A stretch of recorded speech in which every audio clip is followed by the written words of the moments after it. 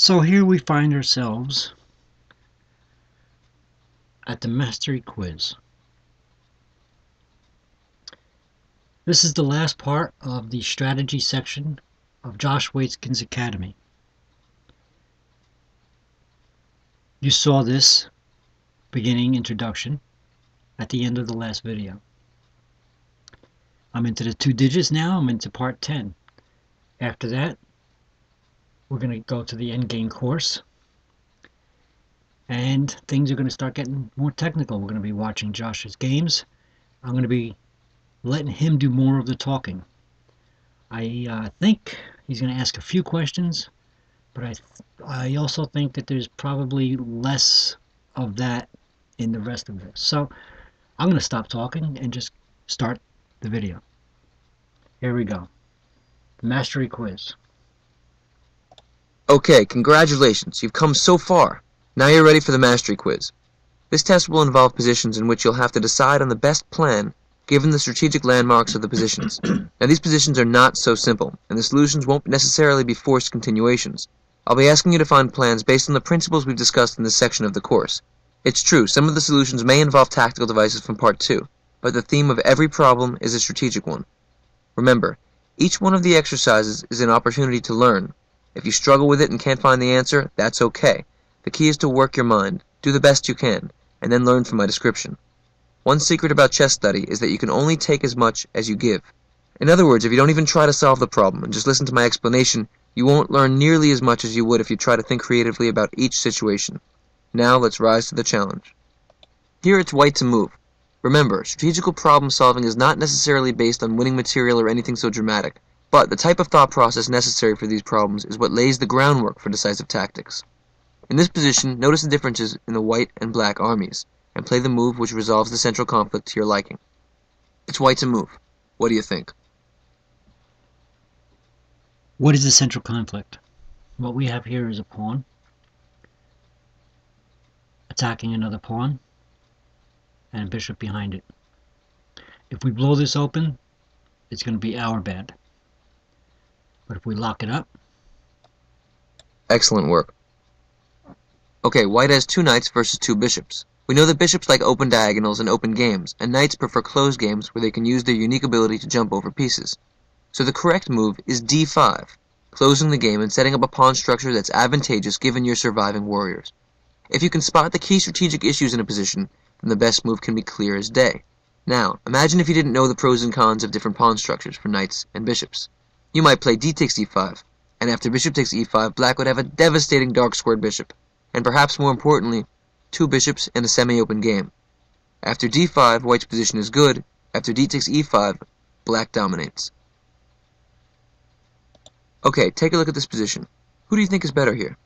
Think about what makes the bishop strong and weak.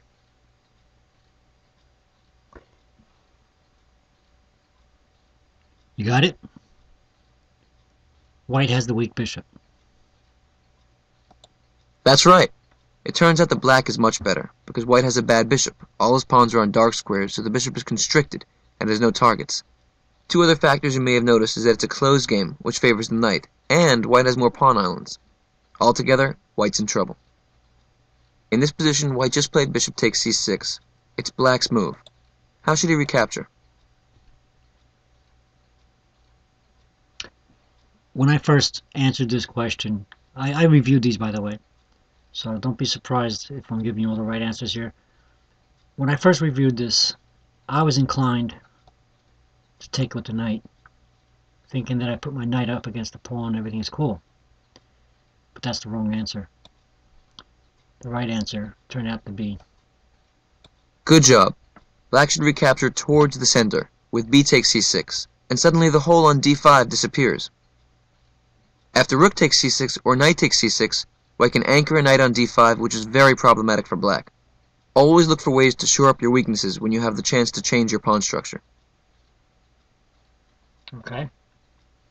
In this position, you can see that white has a big spatial advantage. What's white's best move?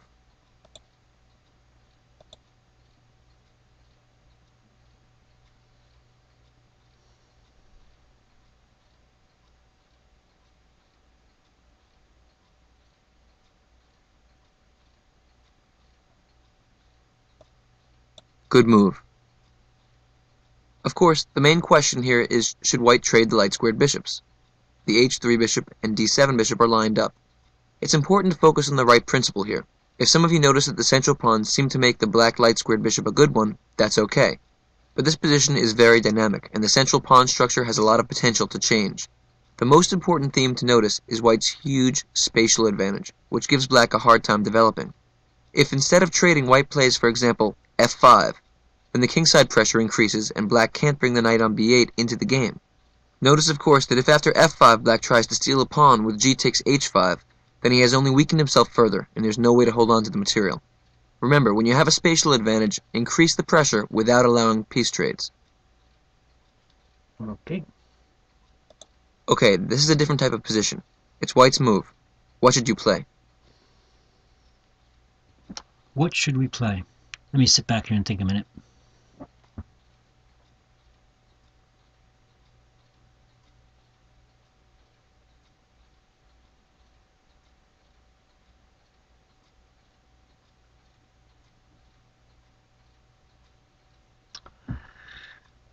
Okay, good. We want to prevent black from castling. It's likely that on his next move he will castle. And we want to prevent that. Good job. The game is open here, so if white can trap the black king in the center, the end is near. Bishop c5 is a devastating move. Black can't castle through check, and next will be rook e1 check, after which black will be forced to run into an open board with a scared king. White should win if he can find this quiet prophylactic move that freezes black's development. Here you can see that black has up a huge amount of material, but white has a powerful mating attack. With that in mind, find the best move to defend.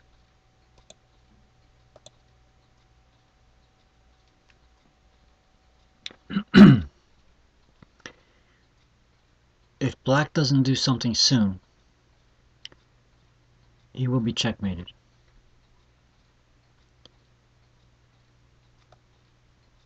Excellent work. Here your strategic understanding should tell you to look for a tactic that will use exchanges to get rid of the white queen. Then the endgame would be completely winning for black. Knight f4 check is a great move, sacrificing the knight while forking white's king. Black's whole idea is to give up some material to set up a decisive trade. White has to play g takes f4 or else he loses a queen. Now what should black play? Good job. Queen g6 check, and suddenly white's attack is over. The queens come off, and black will win easily. So in this example you can see how understanding the principles of when to trade can help guide your tactical vision. White had a huge attack, black gave up a little bit of material to stop the attack and trade into a winning endgame. It's black to move here. What would you do?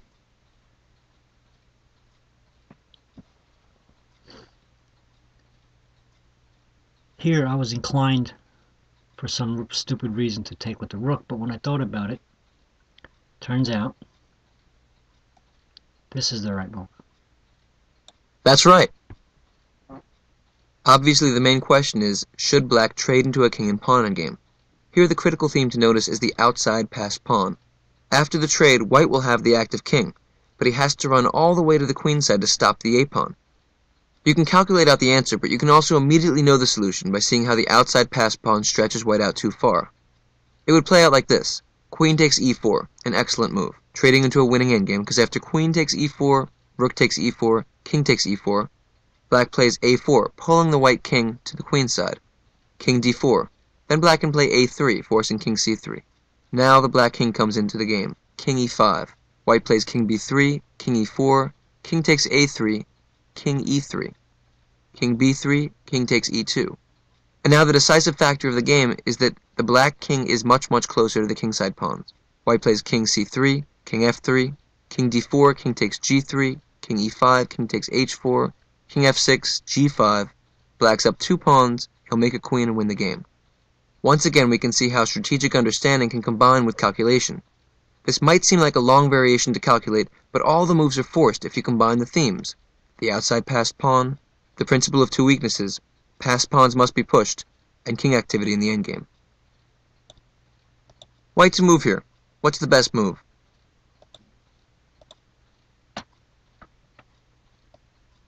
Good job.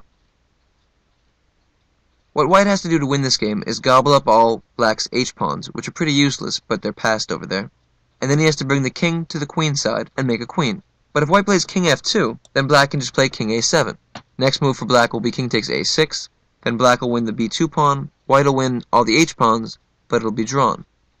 After the powerful move b4, black plays king a7, attacking the a6 pawn, and now white plays b5, setting up a critical pawn chain. Here, black plays king b6, and now white has all the time in the world. King f2. Black can never take the pawn on b5, because then he can't get back in time. White can play a7, a8, and make a queen. So black has to keep control of the a7 square. King a7, king g2, king b6, king h3. There's nothing black can do. He's completely helpless. White will just take all the h-pawns, bring the king over, and win the game. This is how.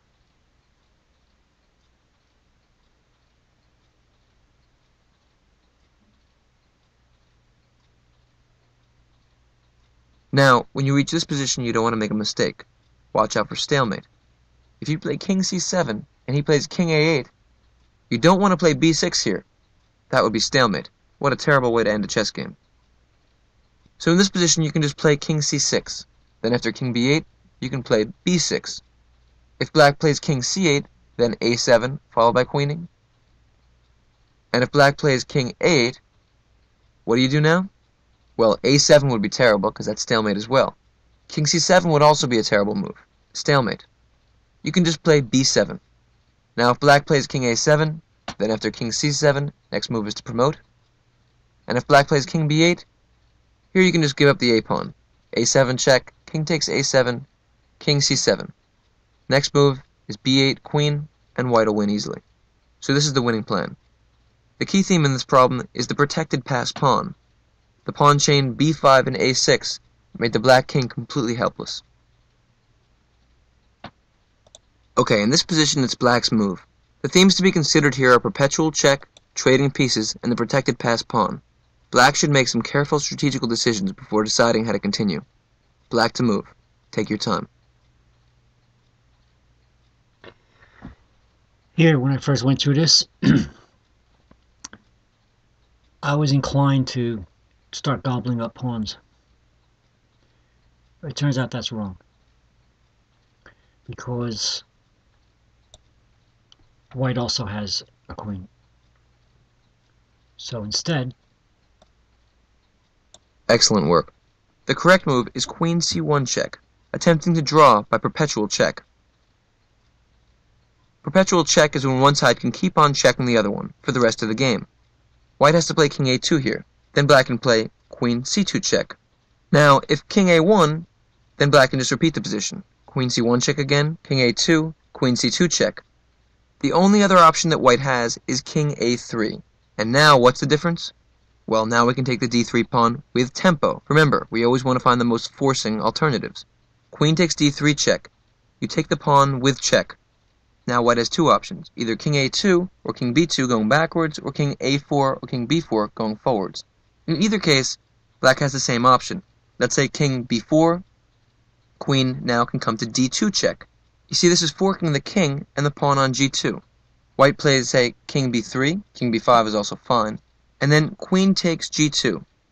Now it's even material. White has pawns on f3 and h4 that are both weak. Black's position is perfectly fine.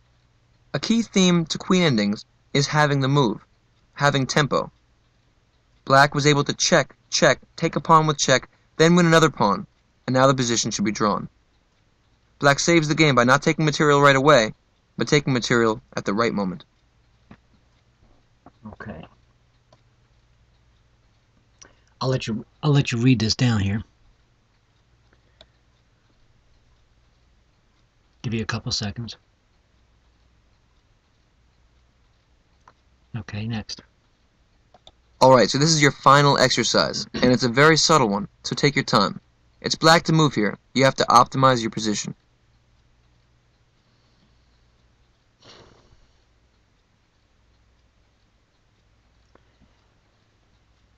Optimize my position.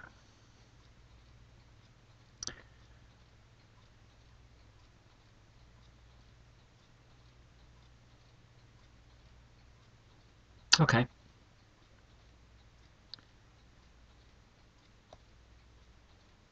That's right. Bishop takes h3, because this leads to a good knight versus bad bishop ending. Bishop takes h3, g takes h3. The next move is the important one. The idea is to optimize your pawn structure. Take your time. What do you think? I didn't know what to do here either. This, if you remember my first videos, or if you watched my first videos, I talked about en passant. It turns out that en passant taking for white would be a bad idea for him or her. So it's okay to do this. In fact, it's a good move to do this, because if white were to take me en passant, white would now lose the bishop. Very good. The correct move is a5 check. An excellent move. Suddenly black creates a dangerous passed pawn because white can't play b takes a6 en passant due to the hanging bishop on c6. So this uses the theme of removing the defender to convert a backwards pawn into a protected passed pawn, which in this type of position can be absolutely decisive. So we know that white can't take on a6 because the bishop on c6 hangs. White has to move the king, king c4. Now a good move for black would be to play king e5. So here black's up a pawn, but most importantly he has that a5 pawn, which makes the white king stay guarding the queen side. So black's path to winning this position is pretty straightforward. He has the knight and the king together on the king side, playing against the lone white bishop, or the lone white king. You see, white could also decide to make his bishop defend the a-pawn, but then the white king would be alone defending the king side. In either case, it'll be 2 against 1 on the king side. Black will win easily. So always look to maximize your strategical situation. Look back. If here, the black pawn was on a7, white would be perfectly fine, because black would hardly be up a pawn. The a-pawn can never move because of b takes a6 en passant. But in this position, white is in big trouble. Often the subtlest of improvements can prove decisive, and we can spot them by putting together our expanding arsenal of strategic and tactical principles. Congratulations! You've graduated the Chessmaster Academy and are now prepared to journey deeper into the black and white jungle. There are many options open to you at this point. We've designed Chessmaster to be a companion that can guide you all the way to mastery, and you can have a great time on the way. After all, Chessmaster is teacher, mentor, ultimate opponent. I would recommend that you try out what you've learned so far, playing with friends, or against the various quirky personalities we've created in Chessmaster. These personalities are a fabulous training tool. You can start off playing some beginner opponents, and over time work your way through the gauntlet of stronger and stronger adversaries. Chess is a psychological game, and with this approach you can have fun testing yourself, and you'll get used to noticing the habits of your opponents. But watch out. You may run into me as a 6-year-old, and if you keep on progressing you can take me on at various stages of my development. Regarding your chess education, I'd recommend that your next step be to turn to my endgame course. The endgame is truly a window into the heart of chess, and the lessons from this course can be applied to all your chess games. Then when you feel increasingly confident, and you're working your way up through the gauntlet of personalities, you should check out my annotated games and psychology of competition course. In these features I'll guide you through some of my most exciting encounters from high-stakes competition around the globe. You'll see the drama through my eyes, while I describe the thrill of top-rank chess competition. I look forward to working with you further down the Chessmaster experience. Until then, enjoy the jungle. Okay. Well, it's only been about 20 minutes. So I'm going to go ahead and start us off on the first part of the endgame course. Opposition and critical squares. I'm not going to do much talking, I'm just going to go ahead and do it because I'm trying to keep this under 30 minutes.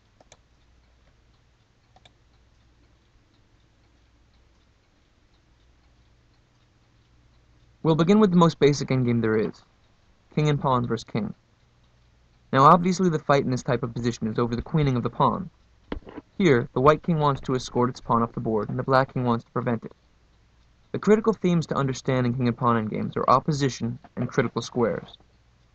In this position, if the white king can occupy f4, e4, or d4, he's winning. These are the critical squares. If black can prevent it, then the game is drawn. In this position, if black is to move, white is winning. But if white is to move, then it's a draw. Why? Well, the pawn is on e2, and the critical squares for the white king to reach are f4, e4, and d4. If it's black's move, the king has to leave the defense of one of those squares. If he plays king d5, white plays king f4. If he plays king f5, white plays king d4. Now many chess players believe that in all positions, it's to their advantage to have the move. This is an example in when that is not the case. Let's say white were to move, and he plays king f3. What's black's correct move? King f5. Maintain the opposition. The kings are lined up with one rank in between. Whosever move it is has the disadvantage. Let's try to win with white. If we play e3, black will play king e5. Now the critical squares are the f5, e5, and d5 squares for the white king to reach. It seems very hard. In fact, white can't possibly reach that with correct defense. Let's try. King e2, black simply defends. King e4, king d2, king e5, king d3, king d5. Black doesn't allow the white king near. Let's return to the original position now. We'll see this one out to the end. If it's black's move, he has to play king either f5 or d5, or backwards. Let's say he plays king f5. White plays king d4. This position is objectively winning, because white occupies one of the critical squares. If black plays king f4, then white can immediately start pushing the pawn off the board, e4, followed by king d5 and e5. There's no way to stop it. So black would go back, king e6. Now, what do you play?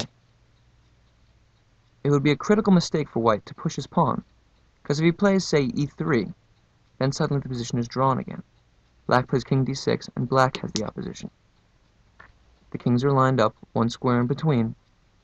White can't occupy the new critical squares, which are f5, e5, or d5. The correct move would be to play king e4. Black plays king d6, white plays king f5. Now white occupies the next line of critical squares. If the white pawn is on e3, then these are the critical squares. Black then goes king e7. Then white can play king e5. Black plays king d7, white pushes the king further back, king f6. Now let's say black storms the pawn, king d6. Now white can start pushing, e4. White occupies the critical square for the pawn to be on e4, and he's winning. Black plays king d7. And now we reach the new level, e5. The rule of the critical squares when the pawn reaches the 5th rank is that the king only has to occupy one of the squares one rank in front, and not two. So after white plays e5, no matter whose move it is, if white occupies either d6, e6, or f6, the position is winning. So if black were to play now king d8 to try to get a diagonal opposition, then white could simply play king f7, followed by escorting the pawn up the board, e6, e7, e8, queen. If instead black were to play king e8, how do you win? Here white takes the opposition again, king e6. If black plays king f8, king d7, followed by pawn coming up the board, if king d8, then king f7, wins. The key point is that if white were to have played e6 instead, the game would be a draw. Black plays king f8, and when white pushes the pawn e7, king e8, the only legal move white can play to maintain defense of the white pawn is king e6, stalemate, it's a draw. This is the basic theory of king and pawn in games. So if we return to virtually any position, let's put a pawn on c4, a black king on c7, and a white king on d4. White to move. What is the evaluation and what is the best move? White plays king c5 with the opposition, and white is winning. After king d7, king b6, we have the critical squares and we win. Now these rules that I've shown you are true about the pawn on any file, B through G. A and H files, the rook files, are very different. If a pawn is on A4, or anywhere on the A file, all the king needs to do is occupy the corner, and it's a draw. Why? You can put the white king on B6, for example. All the king has to do is move back and forth, back and forth, back and forth. When the white pawn comes up the board, when he finally moves to A7, it's stalemate. So if the black king were to be on B8 after A7, king A8, king A6, stalemate. And if the black king were already to be on A8 after A7, stalemate. In truth, it goes even further than that. If the white pawn isn't advanced too far, then C7 is all that the black king needs to occupy. Because if black occupies the C7 square, he's either going to immediately get to B7 and A8, or if white can stop that by having a king on A7, there's no way for white to maintain the black king's distance from the corner and get out of the way of his pawn. So white pushes the pawn to a5 to a6. Meanwhile, black just moves back and forth, king c8, king c7. And after finally king b6, then black plays king b8 and enters the corner. If white moves his own king to a8, then black can stalemate white, which you wouldn't think possible when down material. King c7, a7, king c8, white has no legal moves, and the game is a draw. This is the basic theory of king and pawn in games.